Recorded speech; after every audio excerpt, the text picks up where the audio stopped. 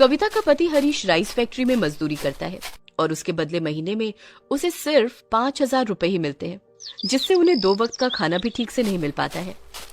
हाँ जी, सुनते हो, मुझे मछली खाने का बड़ा मन कर रहा है। कल बाजार से मछली ला दोगे क्या? मछली की कीमत जानती भी हो, सोने की बराबरी कर रही है मछली।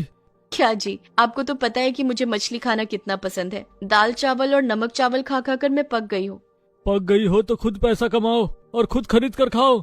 हाँ, पैसे कमाने के लिए बाहर जाना पड़ेगा। आप तो मुझे घर के बाहर निकलने ही नहीं देते हो। हमारी घर की बहुएं घर से बाहर नहीं जाती हैं। घर के बाहर नहीं जाऊंगी तो कमाऊंगी कैसे? सिर्फ बड़ी बड़ी बातें करते रहते हो। मछली खरीदने की औकात तो है नहीं। ऐसे ही दोनों पति पत्नी के बीच झगड़ा शुरू हो गया। आजकल दोनों के बीच झगड़ा बहुत बढ़ गया है। गरीबी इंसान से सुख शांति और इंसानियत तीनों चूस लेती है। ये बात तो कविता और हरीश को अच्छे से पता चल रही थी। इतने में ठंड का मौसम आ भी गया। गर्मी उसे अच्छी लगती है जिसके पास एसी हो, और सर्दी उसे अच्छी लगती है जिसके पास गर्म कपड़े और रजाई हो।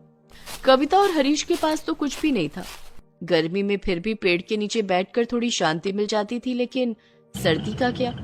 घर में एक ही रजाई थी जो कविता की बूढ़ी सास कुंती इस्तेमाल करती थी। बेचारी कविता ठंड में कांपती रहती थी।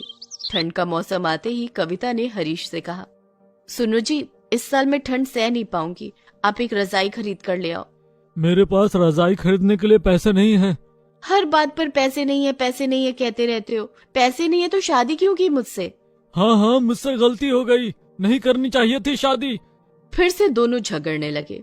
कविता की सास ने कहा, क्या हुआ, फिर से दोनों की लड़ाई शुरू क्यों हो गई? जब देखो लड़ते रहते हो। जुबान दुखती नहीं है क्या? दुखती है माँ जी, लेकिन क्या करें, जिंदगी खराब हो गई है शादी के बाद। कहाँ सोचा था कि मैं रानी बनकर रहूंगी, यहाँ तो मैं नौकरानी बन गई। रानी बनने का इतना ही शौक था तो किसी राजा से शादी क्यों नहीं की?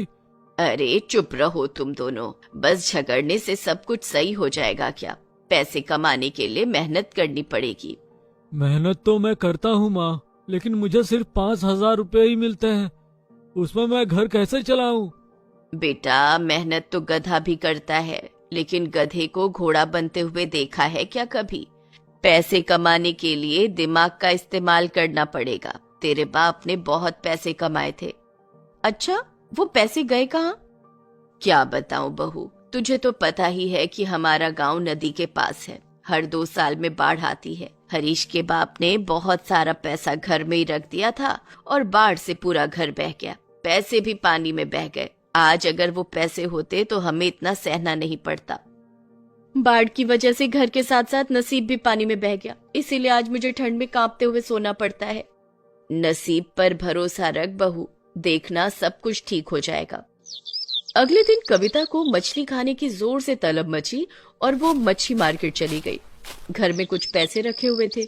उन पैसों से वो ढेर सारी मछली खरीद कर लाई और पका कर खाने लगी। हरीश काम करके लौटा। कविता, खाने में क्या है? चावल और मच्छी की करी है।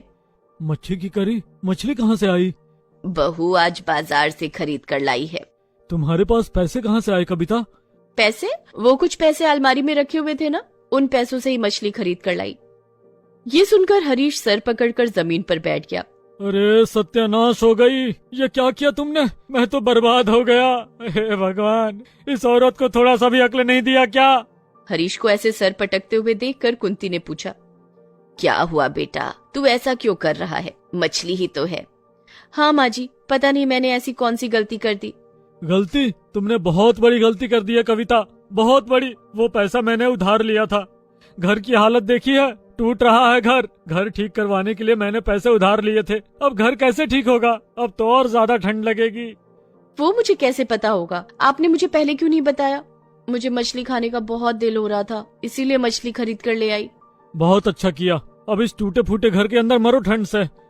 घर सच में जगह जगह से टूट चुका था और इसीलिए और भी ठंड अंदर आ रही थी। लेकिन उन्हें क्या पता कि उनके लिए ठंड से भी बड़ी मुसीबत आने वाली थी। रात को कविता ठंड से तड़पने लगी। उसके हाथ पैर और दांत कांपने लगे। अरे बाप रे, कितनी ठंड है, मर गई। और हरीश कविता को ताना मारने लगा। और खाओ मछली, घर ठीक करने के पैसों से मछली खरीद कर लाई हो ना, अब भुगतना तो पड़ेगा ही।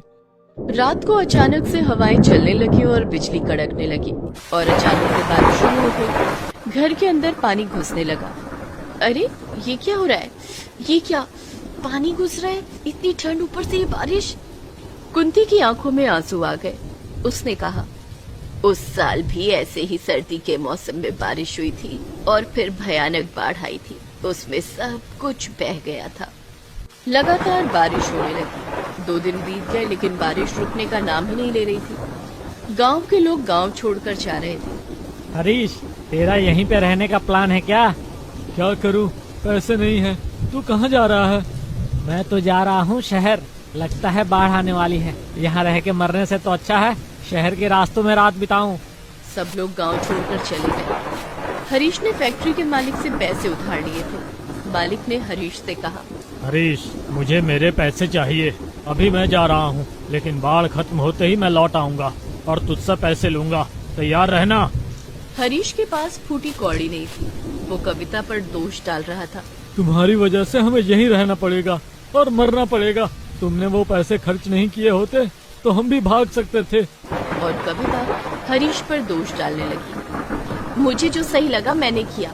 अब इतनी ठंड में बारिश शुरू हो जाएगी ये मुझे थोड़ी पता था। सब आप ही की गलती है। ऐसे ही कुछ और दिन बीत गए। पूरा गांव खाली हो गया। सिर्फ हरीश, कविता और कुंती रह गए और भयानक बाढ़ आ गई। नदी से पानी बहुत तेजी से गांव के अंदर घुस रहा था। तीनों घर की छत की ओर चले गए। उनके पास खाने के लिए कुछ भी नहीं था। लगातार 2 दिन वो ठंड और बारिश में कांपते हुए छत पर ही बैठे रहे और फिर एक चमत्कार हो गया। कविता ने देखा बाढ़ की वजह से नदी से बड़ी बड़ी मछली, जिनका दाम बाजार में हजारों में है, वो सब गांव में घुस रही थी। कविता को मछली खाना बहुत पसंद था, इसीलिए उसे मछलियों के बारे में बहुत कुछ पता भी था। इसीलिए उसने दिमाग लगाया। माँ जी, मेरे पास एक आइडिया है। आइए पहले छत को साड़ी से घेर लेते हैं। कविता ने छत के तीनों छोरों को साड़ी से घेर लिया। उसकी वजह से मछलियां एक तरफ से घुसने लगी और बाहर निकलने का रास्ता ढूंढने लगी और ढूंढती रह गई। छत पर लगातार 1 हफ्ते तक लाखों रुपए की मछलियां जमा हो गई और उसके बाद धीरे धीरे बाढ़ का पानी कम होने लगा। गांव में लोग लौटने लगे। लोग लौट रहे थे, उन्हें खाने की जरूरत थी और इसी मौके का फायदा उठाकर कविता गांव में मछलियां बेचने लगी। अरे ले लो मछली ले लो, ताजी मछली। इस तरह से 1 हफ्ते में कविता के पास लाखों रुपए आ गए और वो छत पर मछली पालन का काम करने लगी। हरीश भी काम छोड़कर कविता के साथ मछली पालन करने लगा। उसने उधार चुका दिया, घर भी ठीक करवा लिया। 1 साल की ठंड और बाढ़ ने उन लोगों से सब कुछ छीन लिया था और इस साल की ठंड और बाढ़ ने उन्हें सब कुछ लौटा दिया और वो लोग खुशी खुशी मछली का पालन करने लगे और खुशी खुशी जिंदगी बिताने लगे।